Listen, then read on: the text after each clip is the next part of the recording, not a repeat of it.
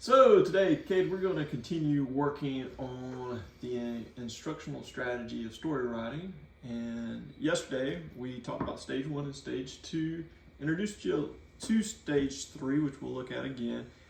Stage 1 is the initial part of introducing this process, and we talk about the beauty of having strategies in writing allows us to write better and obviously have more fun. There's also the 7 common parts of a story, and remind me real quick what those are.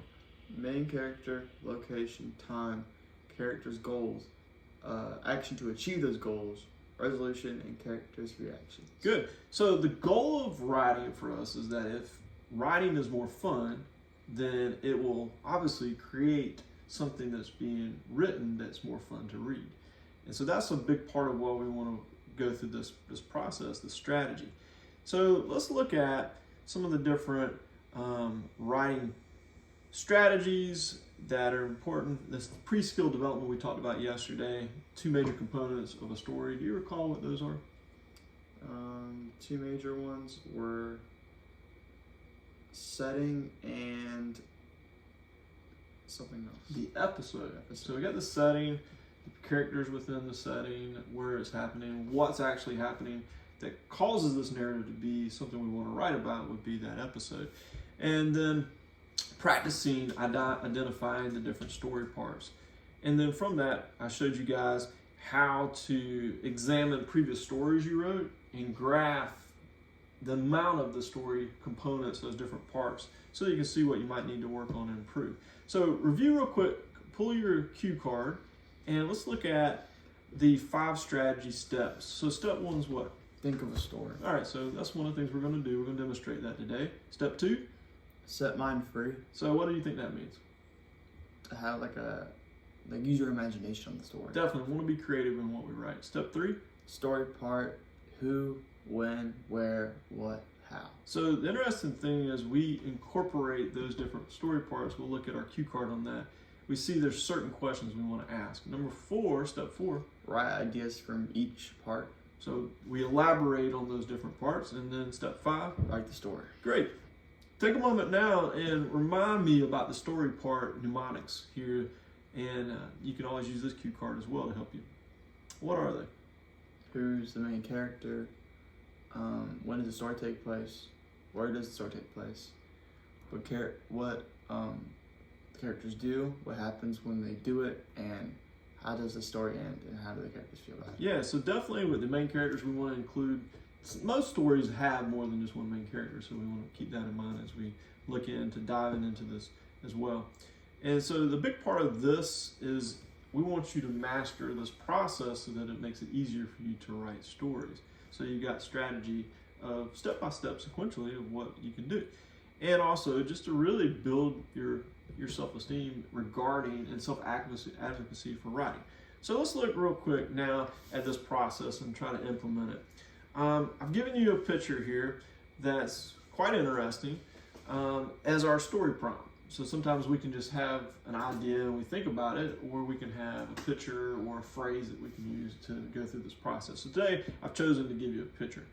So let's think aloud, let's brainstorm. Give me some ideas of what we could do to include in this process. What do you see, the episode, the setting, the characters? Give me some feedback. It looks like she's at the beach and she's kind of hidden under a tent of waves reading a book. Good. All right, so from this, let's go through our strategy. You already got a story here. You thought about it, step 1, step 2. We're going to be creative in this dynamic. And so let's look back and forth at the story part. So who would be in the story? What would the characters be? Well, the girl, we should probably give her name Jane. And for probably another character, just make me better. Let's give it a bird named Joe. Joe the bird. All right, cool. So we got 2 interesting characters involved here. When would you say the story takes place? 2017. Going back in history. I love it. Where does this story take place? Myrtle Beach. Myrtle Beach. And let's move to the next mnemonic. What? And so what characters are they doing? What are the characters doing? Well, it looks like Jane is reading a book. And I'm going to say Joe had some bad gas station sushi, and he's trying to put it out.